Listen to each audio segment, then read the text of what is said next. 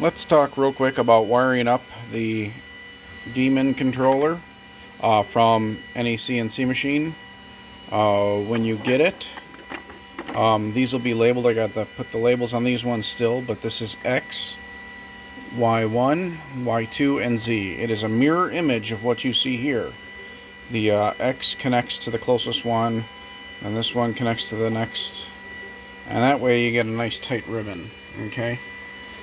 So, what I use for all my CNC machines is this stuff right here. It is, let's see if I can get it focused on there. It's 18-4 shielded security cable. Let's see if we can get a better look at the cables coming out of it on this one here. Okay. So inside there are 4 conductors, and then there's what they call the shielding, which is aluminum foil wrapped around the 4 conductors in a spiral, and then there's something called the drain cable. This right here is 22 2-gauge shielded security cable, and here is a good example of the drain cable. It is a braided, let's see, it's a braided steel cable, or got aluminum cable, okay, and that should be connected to ground only on the controller side, not on the machine side. That's how you do a proper shielding. Okay. These guys right here, these last ones, that is the auxiliary ground. That's where I suggest you hooking up the shields to.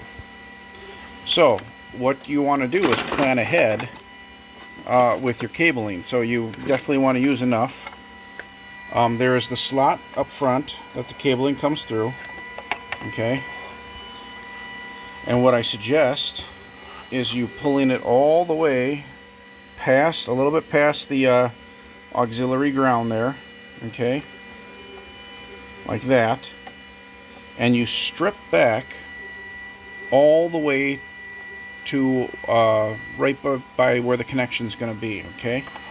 And what that does, it allows you to use that shielding, or the drain cable, to connect all the way to here. That's one way to do it. The other way to do it is to just leave a little bit out of the drain cable, and you can butt connect, or you should be able to solder it in a daisy chain from the other ones to here. Okay. That is how to properly ground the shield. Now here